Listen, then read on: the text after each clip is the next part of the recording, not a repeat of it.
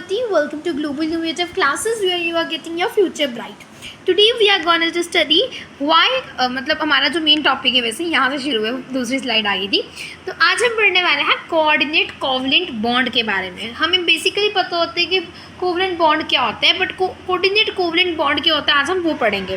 तो चलिए शुरू करते हैं टॉपिक के साथ। ठीक है, स्लाइड्स का आप स्क्रीनशॉट ले सकते हो, नहीं तो कम्युनिटी पोस्ट पे I will upload it, you have to subscribe to my channel. Okay, तो चलिए शुरू करते हैं। What is coordinate covalent bond? Coordinate covalent bond होता क्या है?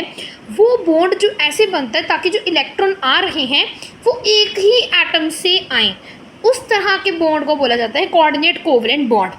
ये बॉन्ड प्रॉपर्टीज़ तो कोवलेंट बॉन्ड की ही देता है, पर थोड़ा सा माइन्यूट डिफरेंस होता है जो भी आपको बताने वाली हूँ। सबसे पहले इस स्ट्रक्चर को ऑब्जर्व करेंगे। ये पूरा जो स्ट्रक्चर है ये वाले को ऑब्जर्व करेंगे। यहाँ पे आपको दे रखा है ऑक्सीजन, दो लोन पेयर, हाइड्रोजन इस तरह से बॉन्ड बना रहा है, ये भी इस तरह से बॉन्ड बना रहा है, और हाइड्रोजन इस तरह से आपको गिवन है। यहाँ पे ऊपर दो लोन पेयर है, नीचे दो लोन पेयर है, दिख रहे हैं आपको, मेंशन भी है यहाँ पे ये बॉन्ड पेयर है, ये बॉन्ड पेयर है, ये लोन पेयर है, ये लोन पेयर है। ठीक है, तो अब ये तो हो गया हमारा H2O का स्ट्रक्चर। अगर मेरे पास एक हो ऐसा स्ट्रक्चर जैसे ये गिवन है ये, ठीक है, जिसमें दो लोन पेयर हैं और दो बॉन्डेड आपका बॉन्ड पेयर है, अगर मैं इसके साथ हाइड्रोजन आयन ले आऊँ तो यहाँ पे जो हाइड्रोजन आयन है उसे क्या चाहिए? एटम चाहिए। तो यहाँ पे हाइड्रोजन ले आऊँगी तो उसके ऊपर पॉजिटिव चार्ज दे दिया, H पॉजिटिव दे दिया।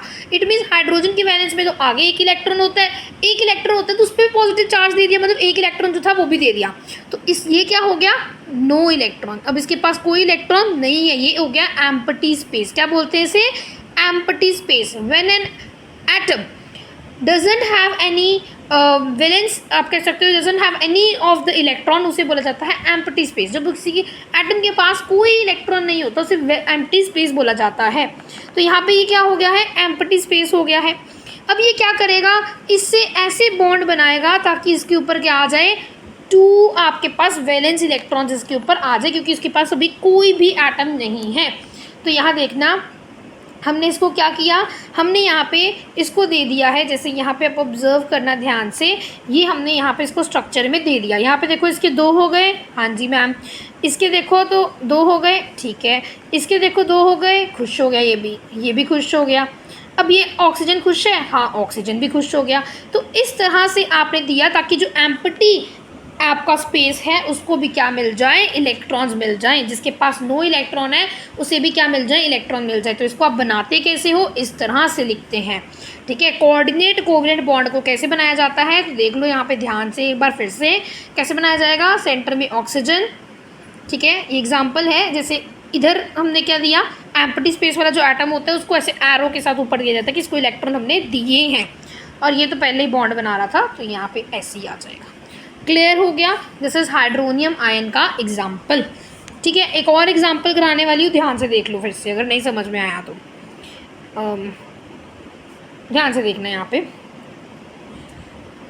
यस, हमारे पास क्या है? हम लेते हैं यहाँ पे NH3 का, NH3 मतलब 3 बार H है ना। तो यहाँ पे हमारे पास जो स्ट्रक्चर बनता है देखना, NH और ये H, ये मैंने नहीं बनाया H, ठीक है।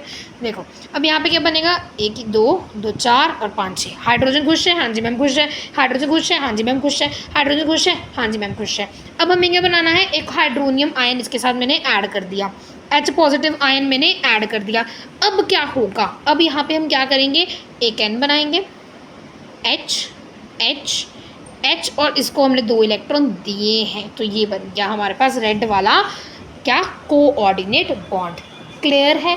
ये कोवलेंट बॉन्ड, ये कोऑर्डिनेट बॉन्ड आपको आई होप समझ में आ गया होगा। अब क्वेश्चन के पॉइंट ऑफ व्यू से सबसे ज़्यादा ये वाला चीज़ पूछी जाती है कि why carbon form coordinate covalent bond. तो आप इसमें क्या बताएंगे? इस तरह से स्ट्रक्चर बनाना, कार्बन के 4 इलेक्ट्रॉन होते हैं, ऑक्सीजन के 6 वैलेंस इलेक्ट्रॉन होते हैं, दोनों अगर कोवलेंट बॉन्ड बना लें तो यहाँ पे देखो कार्बन के पास 8 हो गए, और यहाँ पे आपके पास जो ऑक्सीजन है उसके पास भी क्या हो गए 8 हो गए, तो यहाँ पे डबल कोवेलेंट बॉन्ड बनता है। पर अगर मैं इसके साथ एक क्या जोड़ रही हूँ और ऑक्सीजन जोड़ रही हूँ तो ये ऐसे बन जाएगा, यहाँ पे ट्रिपल हो जाएगा।